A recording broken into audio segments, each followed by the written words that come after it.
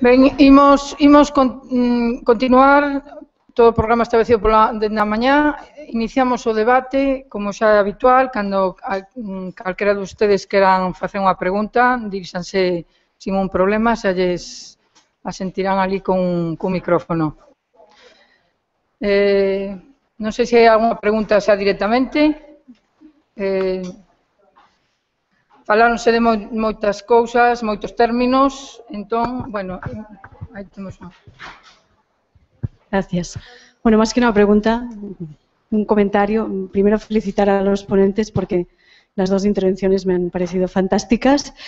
Y luego, en la línea de lo que Santiago Palomero proponía, del resistiré, a mí me gustaría reflexionar un poco en ese sentido y añadir no solo resistir, sino que creo que los museos tienen que posicionarse como agentes de cambio, como decía el Día Internacional de los Museos, y en ese sentido ser actores políticos. Creo que en eso tenemos que aprender mucho de estos movimientos del 15M de los que hablabas y de la participación de los jóvenes en formas de política cada vez más distintas.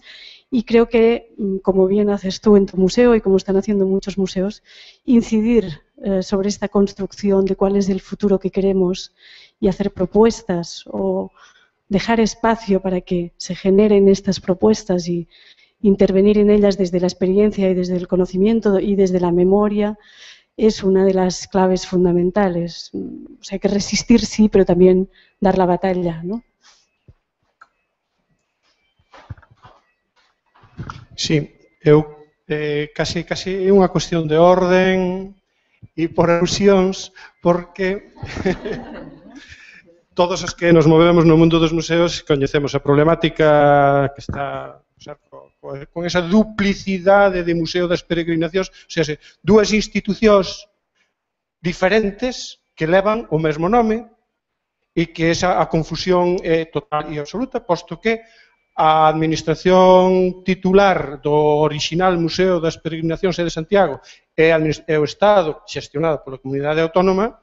Ese museo, en cambio, o outro museo, que é o que é visible e que está aquí ao lado, que é o que Santiago Palomero se refería, pois é un edificio rehabilitado para ser Museo das Peregrinacións de Santiago, o sea, para asumir o centro originario, pero que se está utilizando por parte do consorcio como Museo das Peregrinacións de Santiago. Entonces, é un pouco aclarar que creo que a maior parte da xente o coñece, pero eu a veces é que xa me nego a ir á rúa e ter que explicar esa situación. Xa dicía Santiago hoxe a mañá que é casi tan difícil como entender o misterio da Santísima Trinidade, porque iso é algo que non se lle ocurriu ao que asou a manteca, porque iso é unha usurpación da denominación dunha institución, do nome e un solo Dios verdadeiro. Entón, era facer un pouquiño que logo, bueno, eu non era o que se encontrou aí Santiago, e bueno, que se eu me hubiera encontrado con él non hubiera desayunado un zumiño de laranxa, senón que hubiera tomado algunha cousa máis sólida.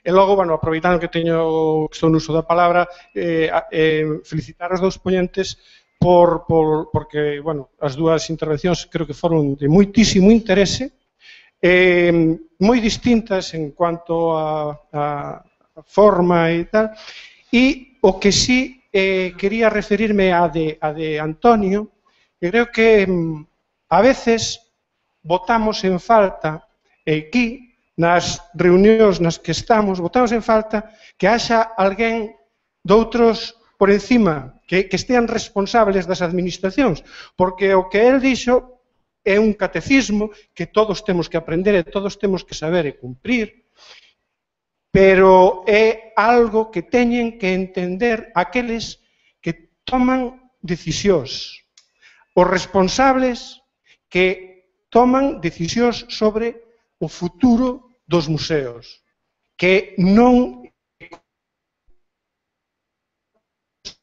acabo de dicir, por exemplo, e outros, non? Porque creo que a maioría da xente que estamos aquí podemos entender eso. Bueno, nada máis, en principio.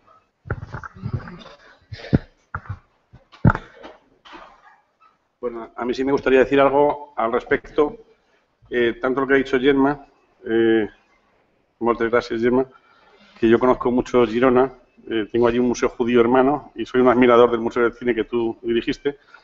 Y sí que es, y también en relación con lo que ha dicho Vieito, yo creo que, aparte de resistir, por supuesto, si lo de resistir era una máxima por lo que nos viene, del museo, el museo no es tanto lo que tiene como lo que hace. Si el museo no hace cosas, es un museo perdido. Pero yo creo que hay un concepto que me gustaría recalcar, que es el del museo inocente.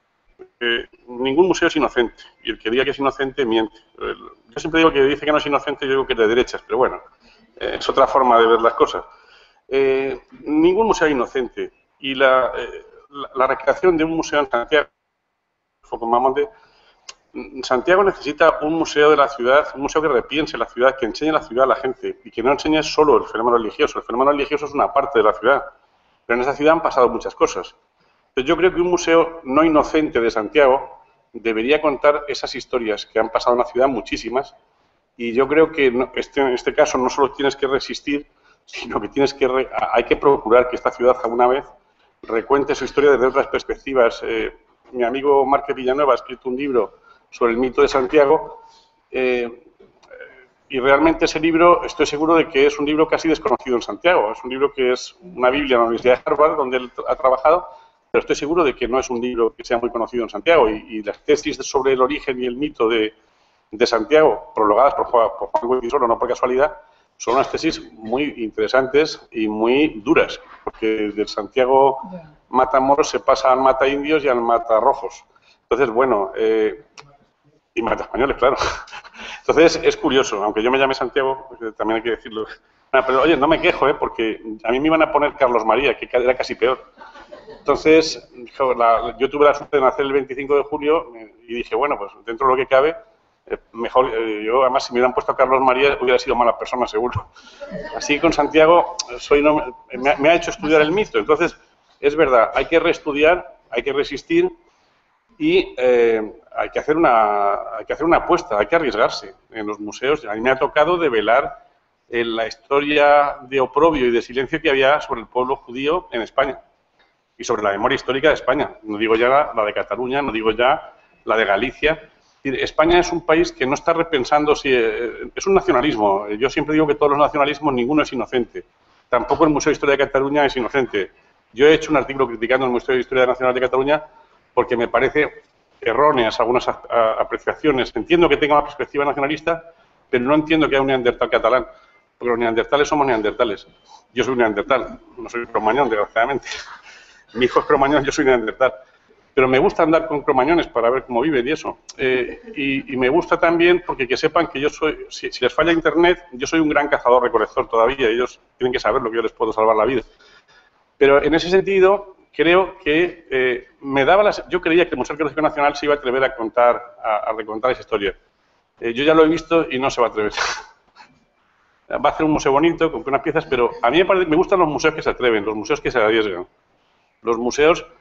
Mira, hay una frase de un poeta, creo que es Georges Brassens: maldigo la poesía de quien no toma parte, o sea, maldigo la poesía concebida como un lujo cultural por los neutrales, que lavándose las manos se entienden llevar, maldigo la poesía que no toma partido. A mí me parece lo mismo, maldigo los museos concebidos como un lujo cultural por los neutrales, que lavándose las manos se entienden llevar.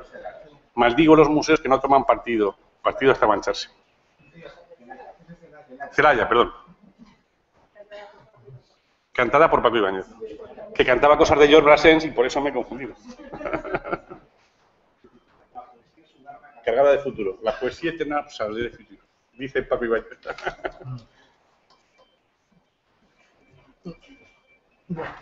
Eu só podia reforçar um pouco o que foi dito, é que normalmente nestes encontros estão os profissionais de museus, as pessoas que querem saber sobre museus, mas de facto aqueles que deviam também ouvir, porque são os que decidem, não aparecem. Isto é o normal, eu também de facto já muitas vezes disse isto em sessões como esta, onde é que estão as pessoas que decidem sobre os museus, que deviam estar aqui para ouvir o que de facto é um museu e as realidades museológicas. Só uma vez encontrei um alcaide que assistia a todo, havia um encontro, um seminário, e estava desde a abertura até ao encerramento. Só uma vez. Foi o alcaide da Nazaré. De facto, ele diz: estou aqui para aprender. É uma oportunidade que eu tenho, que venham especialistas de vários pontos do país e do estrangeiro, não vou perder. Mas, normalmente, de facto, é triste que isso não aconteça. Quem decide não está connosco, que era necessário.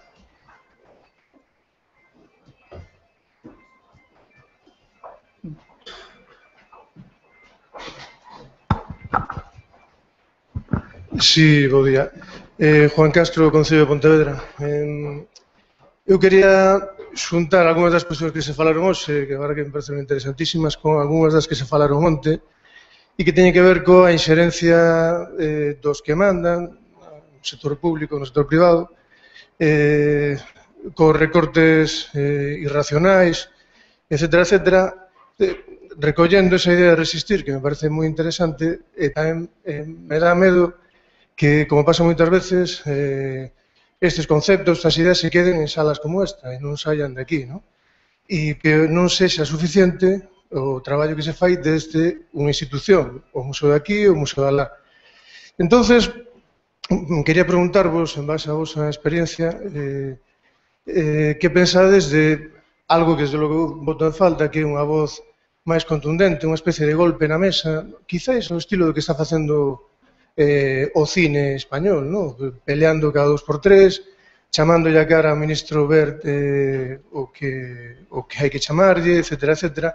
Eso a veces o boto en falta, ¿no? Se bota en falta cando a veces se cae un proxecto cultural que non sala ninguna asociación na prensa dicindo, me refiro a algún tipo de asociación cultural, veciñal, a comunidade, a sociedade civil, ¿no? Eso por unha banda, é como conseguir esas complicidades e, por outra banda, como ter unha voz forte desde as institucións, desde os profesionais que teñen esa experiencia que está sendo normalmente na toma de decisións masacrada, ¿no? Quería saber a vosa opinión.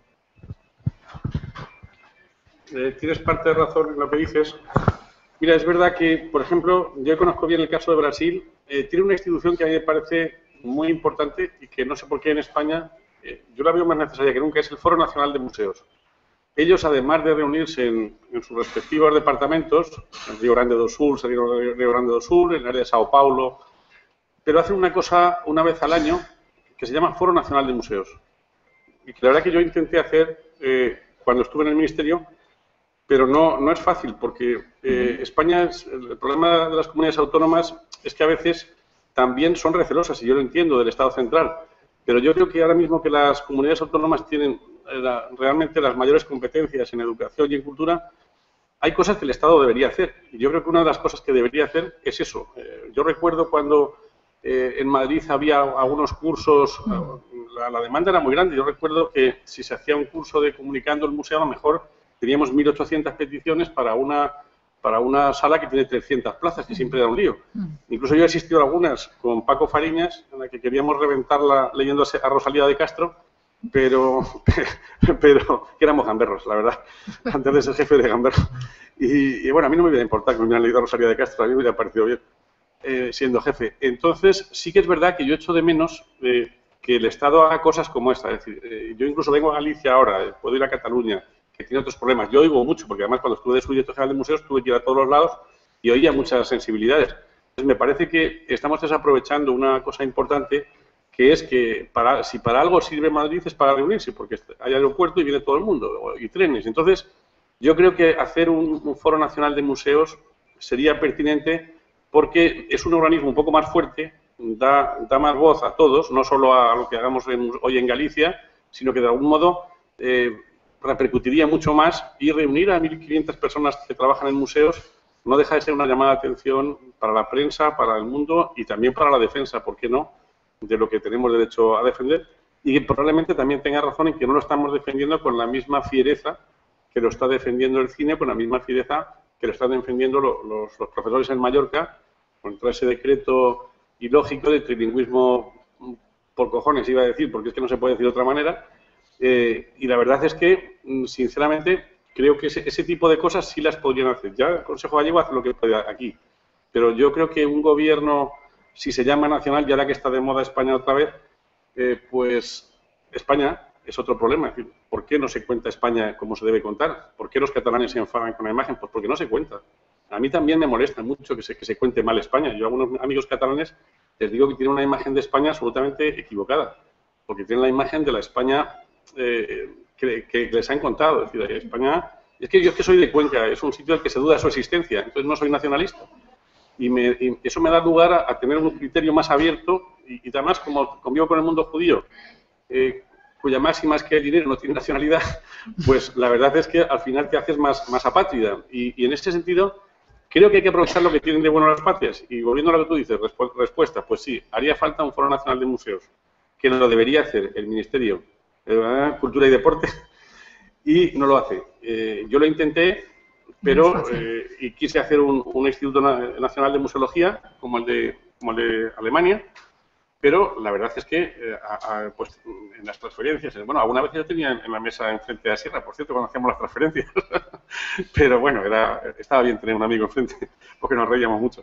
Pero la verdad es que sí creo que si el Estado, y ahora que se habla tanto del Estado, de devolver competencias, si algo tiene que hacer o algo le tenemos que exigir, es que haga eso, que nos reúna a todos los museólogos. Hay sitios en Madrid perfectos para eso, para hacer exposiciones, para hacer congresos, y si lo hacen en Brasil, y yo he estado en lo de Brasil, por cierto me presenté con la camiseta de España porque habíamos ganado el Mundial, porque oye, eso no se puede hacer más que una vez en la vida, seguro.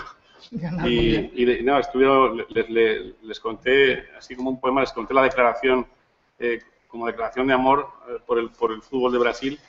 Le recité de memoria la alineación del Mundial, aquella famosa de Félix, Carlos Alberto, Vito, Piazza, Everaldo, Gerson, Clodoaldo, Jairzinho, Tostao, Pelé, Ribeirinho, les encantó. Pero es verdad, ellos son un ejemplo, un país emergente que tiene políticas públicas de museos muy importantes, que los conservadores, no se nos olviden, ganan la tercera parte que nosotros, cuidado, y que están haciendo incluso cosas como los puntos, los museos de las favelas, los puntos realmente impresionantes en materia de museos, y ese Foro Nacional de Museos de Brasil realmente van por delante de nosotros y me gustaría que lo pudiéramos hacer en España. Si no, si me permitís, bueno, me dirijo en castellano porque hablo con Santiago. Mira, a mí, o sea, totalmente de acuerdo, y de hecho siempre que hubo una convocatoria a nivel estatal acudimos la mayoría de los profesionales de museos de Galicia, variando la titularidad de los museos, pero tengo la sensación de que esto ya se hizo y el resultado es el que hay ahora, o sea, tampoco avanzamos tantísimo. Quizá hubo ahí a unos años o estos años últimos que la reunión o las convocatorias fueran menores por la situación económica o por la ideología política o por lo que se le quiera llamar. Entonces, mi pregunta es, ¿realmente si esto se volviese a activar, conseguiríamos todo esto que nos gustaría? Tenemos que llevar esto a otro terreno. Tengo aquí delante un esquema que es lo que se denomina ahora el tercer sector, o sea, ni la administración pública ni las instituciones privadas, sino el denominado tercer sector, fundaciones, asociaciones, organizaciones no gubernamentales. Es decir, pidiendo un compromiso de la sociedad con el museo, con un vehículo claro que hoy en día, por ejemplo, en la Comunidad Gallega funciona en algunos sitios, como son las asociaciones de amigos de museos. Es un ejemplo. ¿Sería esto más dinámico? Pregunto. ¿Sería o sería una conjugación centrípeta y centrífuga, me imagino? Pero yo lo veo complicado porque creo que todos los profesionales tenemos muy claro los problemas que hay, el temor a que la iniciativa privada nos condicione todavía más cualquier iniciativa que nos está condicionando la administración pública, que es mucha. La injerencia es cada día mayor, la profesionalidad se presupone, pero cada día cuenta menos con nosotros. Entonces, todo esto es plasmado sobre la mesa. ¿Es ahora el momento de que sea la propia sociedad la que se involucre más con el museo? ¿Cómo pegamos el salto mutuo? No sé, lo dejo sobre la mesa, pero yo creo que no solo tiene que ser la iniciativa a nivel estatal, porque ya se intentó y aquello ahí falta algo más fuerte, más sólido. No podemos desistir. Non podemos desistir, non, desde logo. Temos que resistir todo o día. Pero... É uma grande luta, mas eu creio que não podemos desistir. Também, entre nós, em Portugal, também acontece a mesma coisa. É um exemplo muito concreto, portanto, a Associação Portuguesa de Museologia desenvolve várias ações, neste momento tem a decorrer mesas redondas sobre a gestão de museus, Fizemos em Lisboa, fizemos no Porto, fizemos esta semana, na segunda-feira, no Algarve. E, de facto, o que é triste é que são sempre os mesmos. Nós convidamos desde a administração, desde todos os privados e os públicos ligados aos museus, e só aqui no Porto apareceram alguns da administração. Da Direção Regional da Cultura do Porto, apareceu a diretora. Porque é uma pessoa sensível, uma pessoa preocupada e que quer intervir.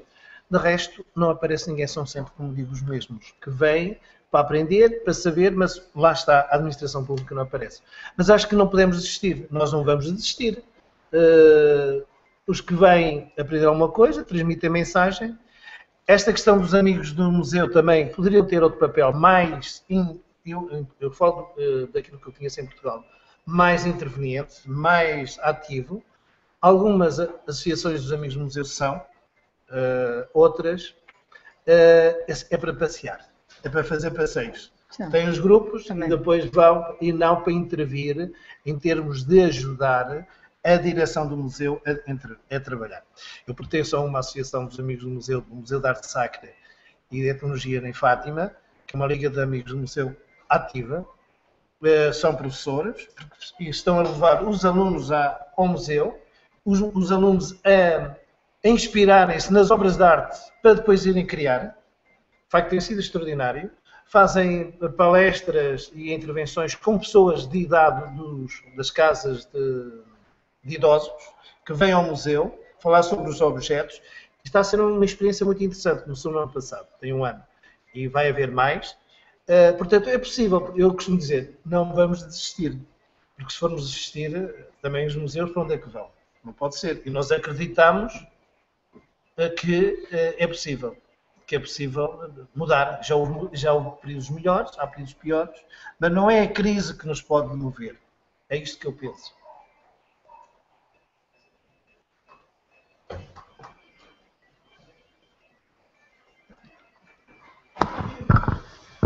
Bueno, creo que hai un tema importante que é o tema da coordinación entre as distintas administracións e eu que xa peino poucas canas, porque cada vez menos, tocoume estar en distintos estadios.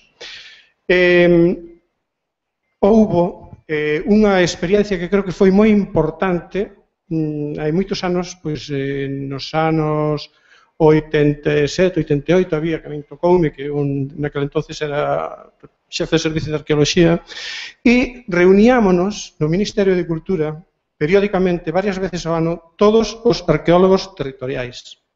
Unha iniciativa de Nines Querol, pódese criticar moito, pero creo que moitos dos problemas que tiñan distintas comunidades autónomas se podían ir solucionando porque non estamos descubrindo o Mediterráneo. O que pasaba en Galicia, nestes momentos xa o solucionaran os andaluces, transmitían coñecemento e era unha experiencia moi interesante. Xa non solamente para facer catarsis e lamentarse dos problemas que tiña cada un na súa comunidade autónoma, senón para ver as experiencias e como se conseguiran facer cousas importantes, como, por exemplo, algo que parecía naquele entón prácticamente imposible aquí en Galicia, que era o facer control das obras públicas lineais. Naquele entonces había proxectos de excavación arqueolóxica que era cada profesor de universidade ten un xacemento arqueolóxico que na época do verán, nas vacacións, vai excavar. Hai outra realidade que son as obras públicas, que é as intervencións. Toda esta experiencia que houve nun determinado momento nesta comunidade autónoma, pois veu en parte de todo ese intercambio que había entre as distintas comunidades autónomas. Uns aportaban, outros recibían, etc. Creo que é interesante. Eso falta, porque o único que en realidad funciona así a ese nivel é prácticamente o Consello de Patrimonio Histórico. Pero o Consello de Patrimonio Histórico, eu fun de asesor durante, creo que 15 ou 16 anos, rara avis, pero claro, son políticos os que están nese órgano, que de vez en cando transmiten, cando volven á súa comunidade autónoma, os acordos para que se fagan políticas deste tipo, tal, porque os plans nacionais de investigación que contempla a lei e que contempla como coordinación entre as distintas comunidades autónomas en distintos aspectos, todo eso, ao final, convértese prácticamente na realidade, non é entelequia. Entón, o que falta, eu creo que habría que argallalo de algún xeito, non? Creo que sería interesante porque aspectos, problemas que existen no mundo dos museos dun determinado territorio están solucionados xa noutro. Non? E creo que eso transmitir é transmisión de coñecemento, non? ¿Sigo? Bueno, yo quería recordar que sí existen unas reuniones estatales de museos en el ámbito educativo, que son muy importantes y que hace mucho tiempo que se están llevando a cabo, que son las jornadas de los DEAC, de los Departamentos de Educación y Acción Cultural, y que tienen este espacio de encuentro. Y esto me lleva a otra autocrítica en el mundo de los museos, y es que muchas veces además estamos desorganizados y descoordinados dentro del propio museo, ¿no? Y los conservadores van por un lado, los educadores van por otro, y ahora los de marketing y comunicación suelen ir por una tercera vía. Entonces, esto también tendría que hacernos pensar un poco en este sentido de cómo logramos, a partir de una mayor cohesión de esta figura del museo. Ayer hablábamos de que en Galicia os toca hacer de todo a los conservadores, pero hay realidades en las que hay una división profesional dentro del museo que es preocupante porque también crea compartimientos estancos que a veces son divisores dentro del museo cuando lo que estamos pidiendo es una cierta unidad, ¿no?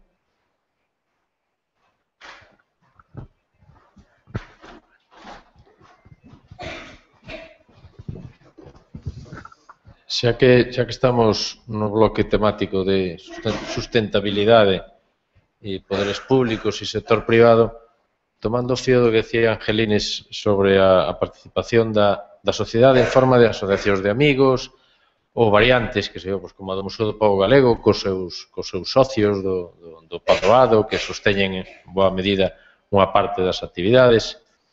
Eu non sei se aí haberá moito futuro neste momento, e pensando, lóxicamente, en Galicia pola miña parte, non? As asociacións de amigos cumpren un papel moi diverso. A do Museo do Castro de Viladonga naceu no ano 89, era a segunda de Galicia daquela, e era unha das primeiras que había en España, e é unha situación peculiar, posto que ao ser un museo de sitio non provee fondos, non lle compra cadros, non compra obras de arte para o museo, como fan maiormente as asociacións de amigos máis poderosas, o Prado, o Thyssen, os grandes museos. As asociacións de amigos son unha especie de patrocinadores moitas veces de compra de cadros. Me correxides se estou equivocado, pero me parece que así. Aparte de parecerme, a través das informacións que facilita a FEAN, a Federación Española de Amigos dos Museos, que as asociacións de amigos dos grandes museos, igual me parece a min, insisto, pero teñen un certo ton elitista, un certo ton así de chamo social, que bueno, sigamos.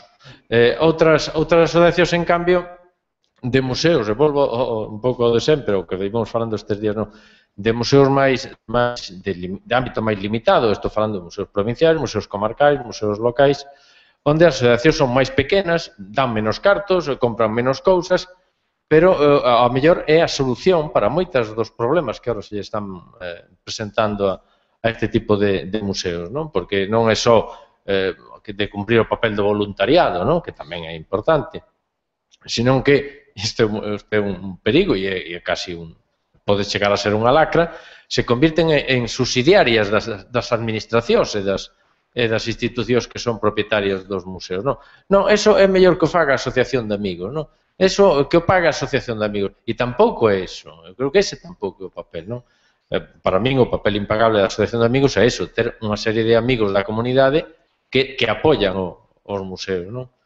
Pero nestes momentos críticos, nestes momentos de resistir, non sei hasta que punto poderemos explotar, con todas as comillas do mundo, todas as aspas do mundo, as asociacións de amigos, deixando por diante e por detrás que as asociacións de amigos son varia e diversa, e moi distintas na finalidade, na composición e nos obxectivos tamén, non?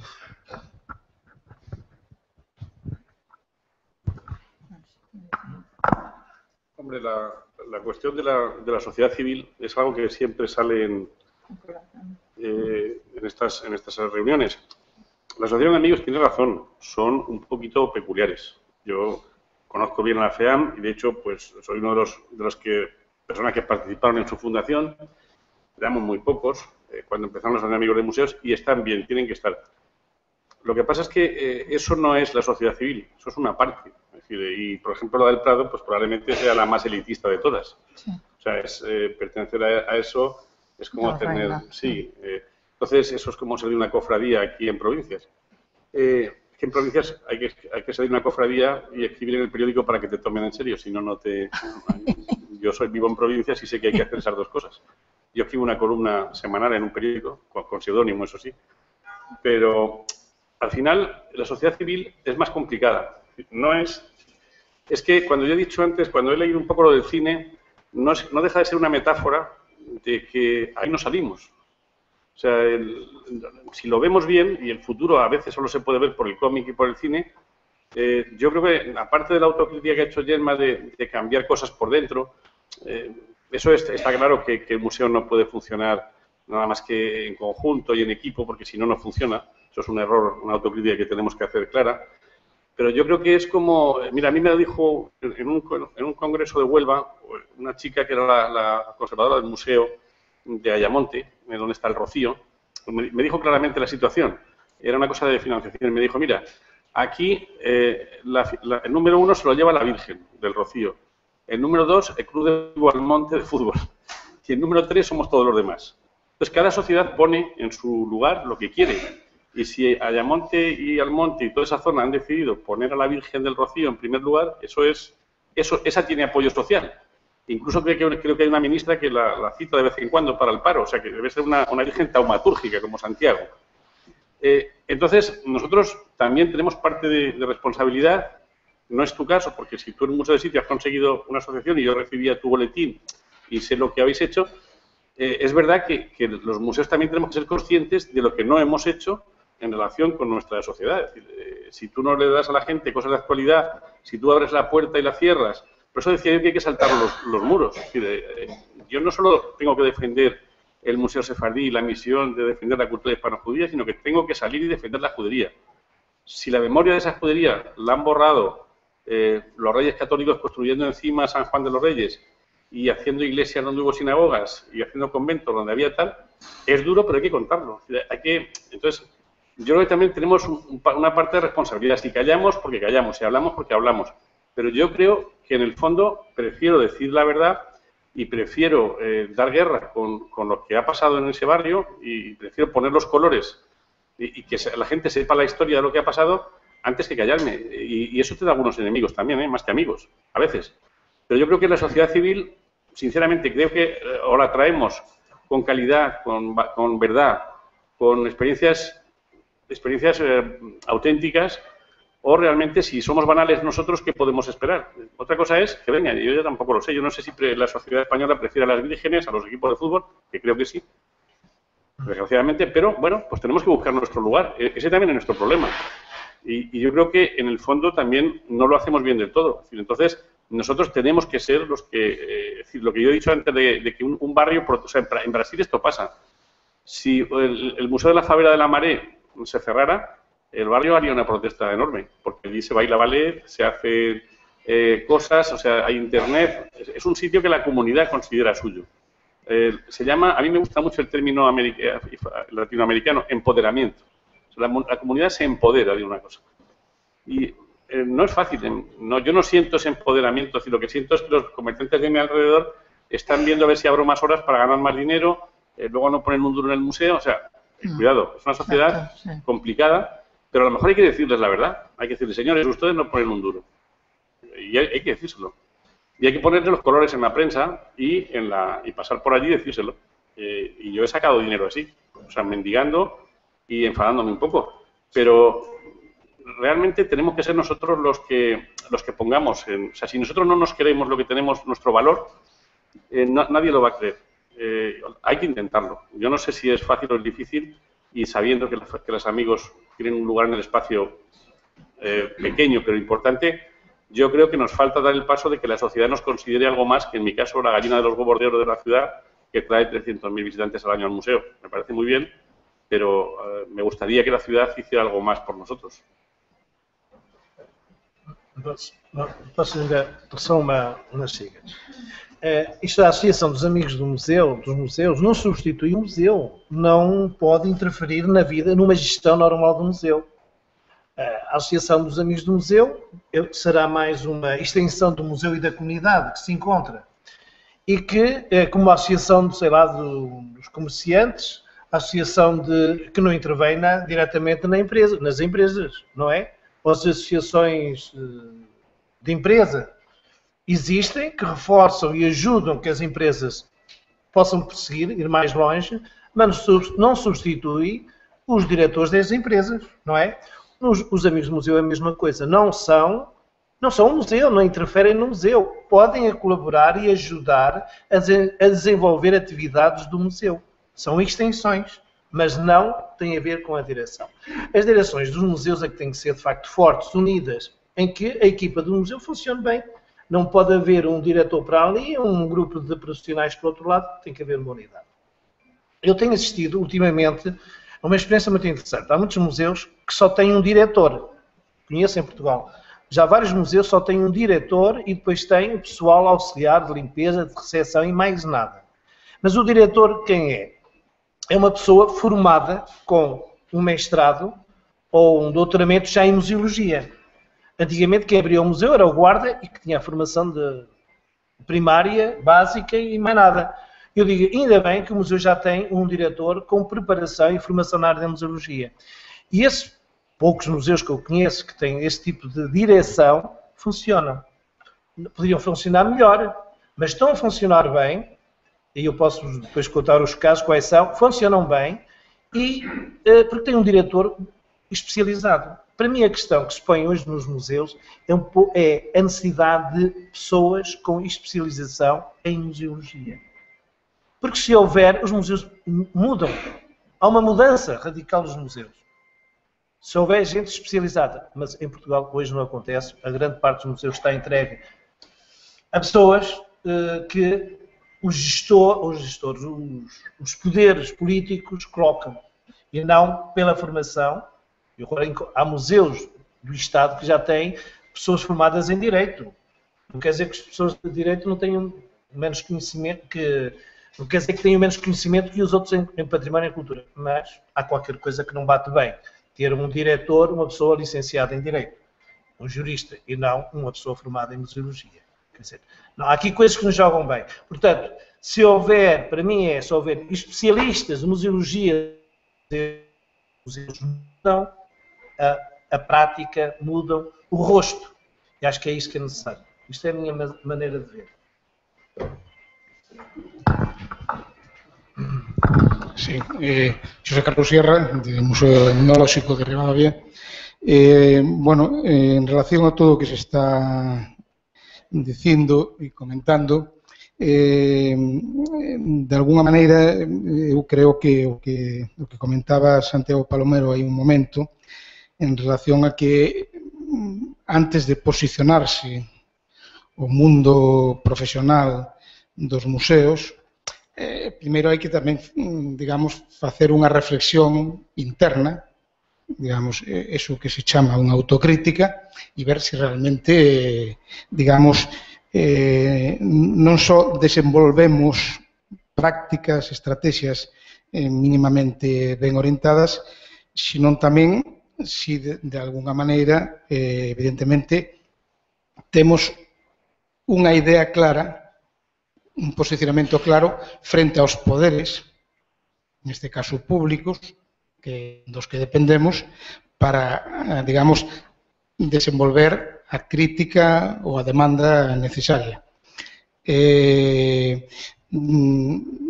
alguna maneira, as sociedades, digamos, son sempre reflexo de si mesmas e os que as dirixen nacen da propia sociedade. Es decir, os políticos, por exemplo, non son un ente abstracto, son, digamos, fillos do povo, un concelleiro non é un extraterrestre, un cidadano que un día acepta nunha lista e aporta a ese posto público a súa personalidade coas súas eivas e coas súas virtudes, non? É dicir, que de alguma maneira hai unha relación dialéctica entre poder e cidadanía. Entonces, para que de alguma maneira os museos podan presentarse diante dos poderes dun xeito crítico, reivindicativo, etc., de alguma maneira, non solamente hai que ver, digamos, analizar en que sentido os museos son percibidos e son aceptados pola comunidade, senón en conxunto todo o patrimonio cultural como é sentido e vivido pola comunidade.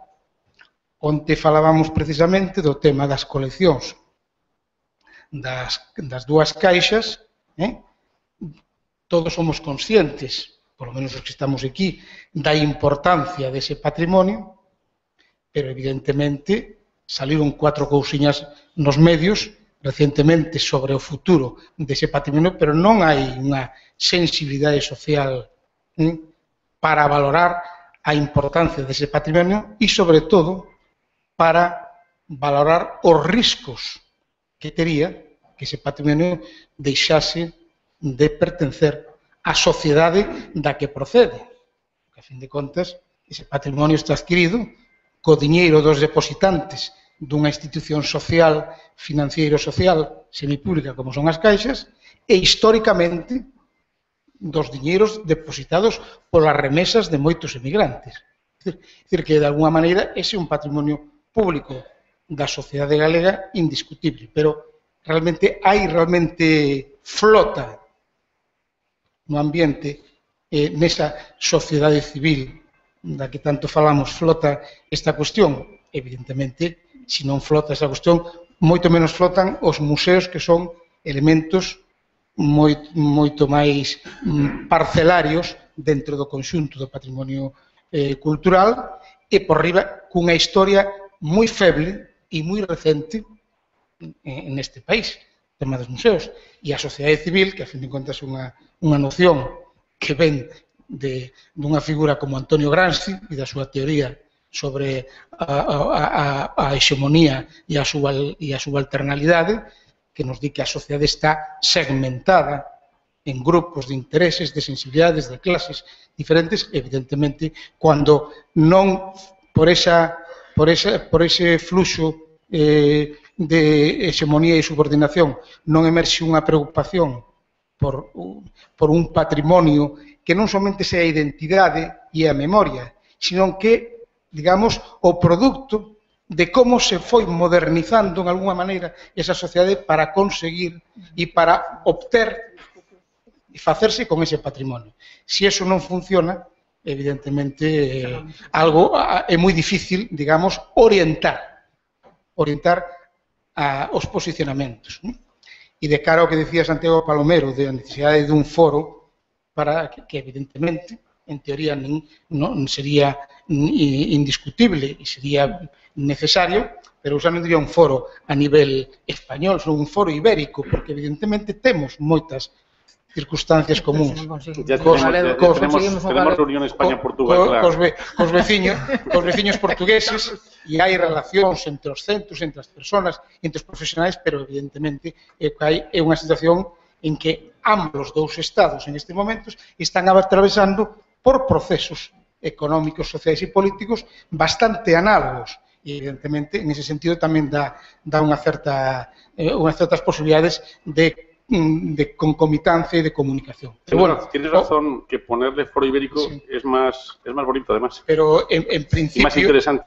Y menos patriótico. Y puede dar... A lo mejor vendría Cataluña. Si le ponemos foro ibérico, a lo mejor vendría Cataluña. Bueno, pode ser a patria ibérica de Viriato, porque non? Já existe uma... Já agora, posso dizer, já existe um início, que é um movimento transfronteiriço, que está Cáceres e os museus ali da região, que é o projeto Museum. Nós aqui há uns anos organizamos um primeiro encontro dos museus transfronteiriços da região, foi Salamanca, Cáceres, do lado de Espanha. E do lado de Portugal foi Castelo Branco e Porto Alegre.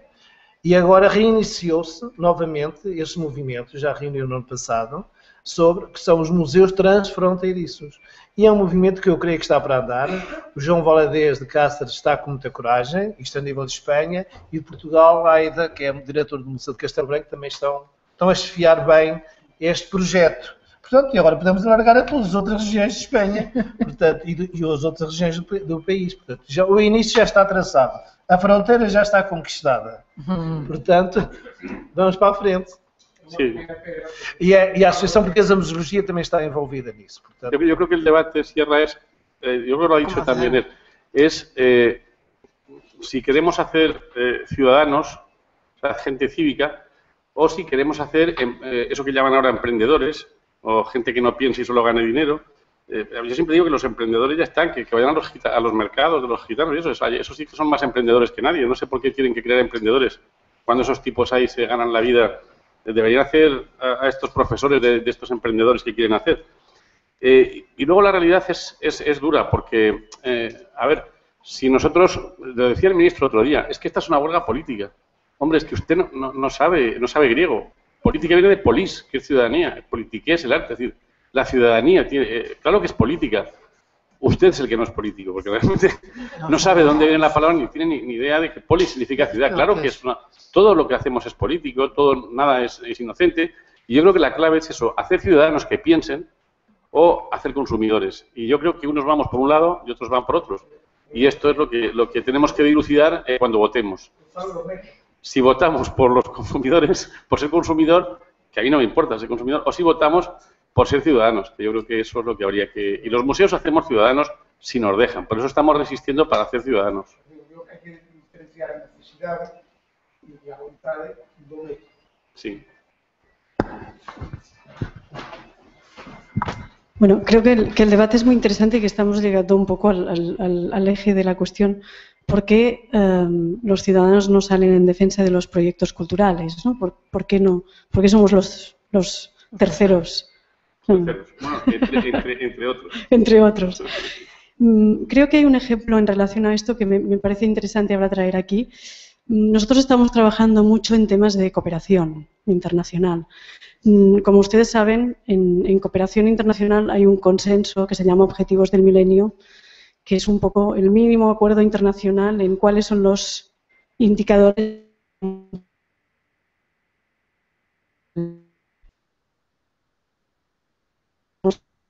post-edición, ¿no? Ahí no está la cultura. O sea, hay 8 objetivos fundamentales que son los grandes problemas de la humanidad, que son la educación, la salud, el medio ambiente, la comunicación, el agua, pero no está la cultura. Entonces hay una batalla importante ahora para situar ahí en este discurso lo cultural. Y entre otras cosas nos estamos dando cuenta de que a pesar de que nos consideremos muchas veces los terceros, nos están viniendo a buscar desde muchas ONGs y desde muchas cooperaciones que están centradas en educación, en salud alimentaria, en salud en general, porque se han dado cuenta que sin la presencia de lo cultural, de la memoria, de las identidades, de la diversidad, es imposible conseguir los objetivos del milenio. Y ahí creo que es donde tendríamos que estar predispuestos a algo que es dialogar con otros sectores y dialogar con otros esquemas administrativos tan complicados como el nuestro, como son la educación, la salud, el medio ambiente, etcétera, ¿no? Venimos de una educación compartimentada en disciplinas académicas, en ámbitos administrativos esquizofrénicos, que ya no nos sirven, porque estamos en entornos de complejidad, y hay que aprender que el diálogo intercultural no es solo con las comunidades indígenas o africanas, sino con los maestros, con los médicos, con los de salud alimentaria. En salud alimentaria se están dando cuenta, estábamos el otro día con una ONG de Senegal, que en realidad lo de salud alimentaria es recuperar el conocimiento, el saber hacer de cómo cultivar sus propios recursos económicos, agrícolas. En Senegal, que es el país más fértil de África, importan todo. Y se han olvidado de qué es lo que comían los abuelos y qué es lo que se cultivaba allá. Esto es un tema cultural, pero ahí no estamos los de cultura, generalmente. Oye, has dicho que sería una buena noticia en la periferia si Cataluña vendría al Foro Ibérico de Museos. Cataluña es una entidad abstracta que no tiene tampoco creo. Esto de las patrias, como tú muy bien dices, ni patrias ni banderas. Pero en Cataluña hay gente muy interesante que no es la que está en los medios, que estaría totalmente de acuerdo en este foro.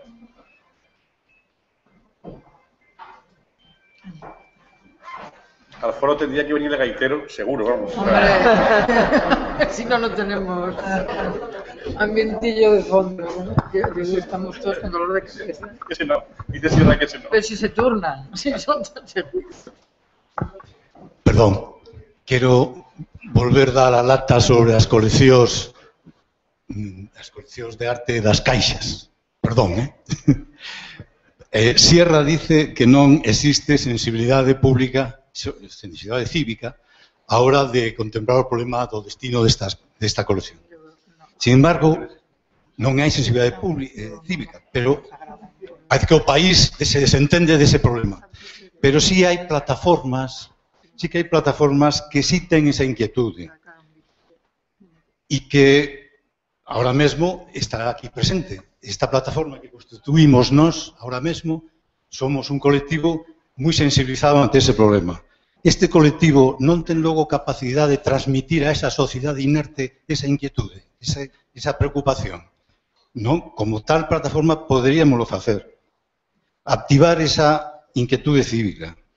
E, polo tanto, eu propoñería que esta cuestión se recolleran nas posibles conclusións que podan derivarse, que se podan formular ao final do encontro. A voz de Galicia, que leín hoxe, non recolle para nada a celebración deste acto. Para nada. Non sei se o Correo Galego fai ou calquer outro periódico. Sí. Ben, atendendo ao que decía antes o compañero colega de Pontevedra, que botaba de menos a trascendencia que as cuestións museísticas poden ter en comparación cas do cine, como decía él, pois poderíamos propoñer que, por lo menos, dar alguna noticia para que o periódico, alguna noticia destacable para que o periódico o recolla. E unha noticia sería, por exemplo, podría ser as jornadas de museoloxía que se celebran en Santiago hoxe, pois deciden que as coleccións das caixas ten que ser públicas. É un titular. A mellor ese titular ten peso e pode dar lugar a que salga no periódico. Outro titular podería ser tamén, xa noutro ámbito, decir que visto que existe, bueno, podría ser formulado así, a necesidade imperiosa de unha lei do mecenazgo. E con eso resolveríamos o que a Celines le preocupaba de ocupar ese terceiro espacio que sería o da participación pública, cívica, ciudadana no mundo dos museos. A lei de mecenazgo. O mecenazgo podría cubrir ese espacio que xa conseguir que museos como o que eu represento, que é o museo local, o Museo da Fonsagrada, pois pudiera contar con participacións dos empresarios que poderan atopar no mecenazgo a unha deducción fiscal, que podera ser suficiente, notable e que co cal poder colaborar no mantenimiento do museo. Mais nada. Sí, todos esperamos de alguma maneira ver a lei de mecenazgo, pero tamén temos bastante temor de como os resultados desa lei, porque podese prestar a un poder dos grandes mecenas e a presión entón sobre os museos vai ser moito máis grave, porque na por riba pois van a ter deducións.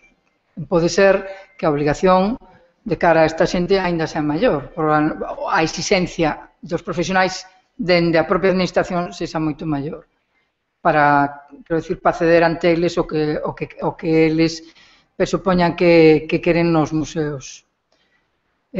Falando do mecenazgo, vou tratar de falar aquí por pinzas, porque non é mi competencia, pero agora mesmo hai un problema no Museo de Lugo. Ali había un mecenas que, coñecido por toda a historia dos museos galegos, que depositou unha serie de pezas no museo. Falamos de cidadanía, pois que eu sepa, aquí non houve pronunciamento por parte dos cidadáns lucenses apenas, e por parte da sociedade galega, nada.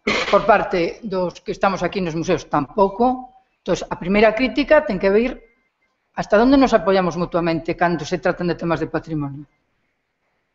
Eu penso que cada un, desde logo, fai o que pode, que bastantes problemas ten, pero, bon, penso que é o momento tamén de tomar conciencia de certas cuestións que nos están, de alguna maneira, cuestionando a profesionalidade dos que traballamos nos museos, do valor das coleccións dun patrimonio e quen ten que traballar nesas coleccións. Desde logo, non os políticos, porque non coñecen ni temas de museoloxía, ni temas de especialidade, nin temas de ningún tipo do que é a función dun museo. Entón, bueno, eu poño sobre a mesa cuestións, pero desde logo creo que hai algunhas en Galicia moi graves, pode ser o que te plantexas das caixas, que nefasto a xestión delas, pero tamén hai outros problemas aí latentes que non aparecen por ningún lado. E este sí que apareceu nos medios de comunicación, pero a resposta ciudadana é nula. Entón, que é o que temos que facer? Algo tendríamos que facer. Moi boas tardes a todos. Son Francisco Fariña e quixera facer dúas puntualizacións.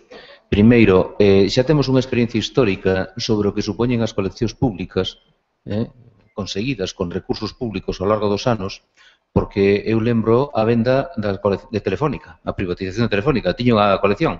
Que pasou con ela? Pois convertiuse nun activo financiero. No caso concreto das coleccións das caixas hai dous niveis. Primeiro, hai unha caixa que é Nova Caixa Galicia, que ten unha fundación constituída que agora vai quedar sin ninguna operatividade, posto que non vai a representar nada no capital do novo banco que se vai a vender, ou se vai a diluir en donde seña, pero que ten un fondo estructurado con categoría de elemento público. E logo están os fondos de Caixa Galicia, que son activos financieros, porque existindo unha Fundación Caixa Galicia que se integrou, cando se integraron as caixas, os fondos artísticos de Caixa Galicia non se pasaron a formar parte dos fondos da Fundación. Pois eso habrá que pedirlle explicacións aos responsables políticos que o toleraron e aos responsables das caixas que andan por aí presumindo. Que andan por aí todos en libertade, non hai ninguna cadea, ni tan siquiera moitas veces procesado. A mí me parece que ese é o tema. E protesta social, máis protesta social que acabamos de vivir aquí nos últimos 3 anos entre os preferentistas e os expropiados por esta situación das caixas, penso que a resposta cal foi? Seamos serios. Nós non temos o peso dos preferentistas, nin nos manifestamos todos os días por aí. Caso que lle fixeron, tomade accións co 40% do recorte e a ver se podedes facer algo, se sumados todos o deso 5% e cando vos vendan, a ver se vos dan algo. Eso sí, podedes ir á xustiza, que só faltaría que nos dixeran que non puidéramos ir. E conste que non teño ningunha preferente. Non tiña cartos suficientes. Mais nada, grazas.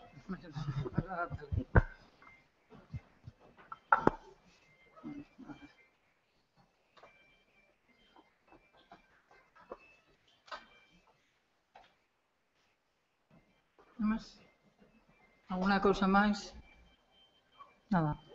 Logo, a que horas? 4? 4 e media, 4. As 4. As 4 continuamos logo. No sabía yo los fondos de la Caixa. La Caixa...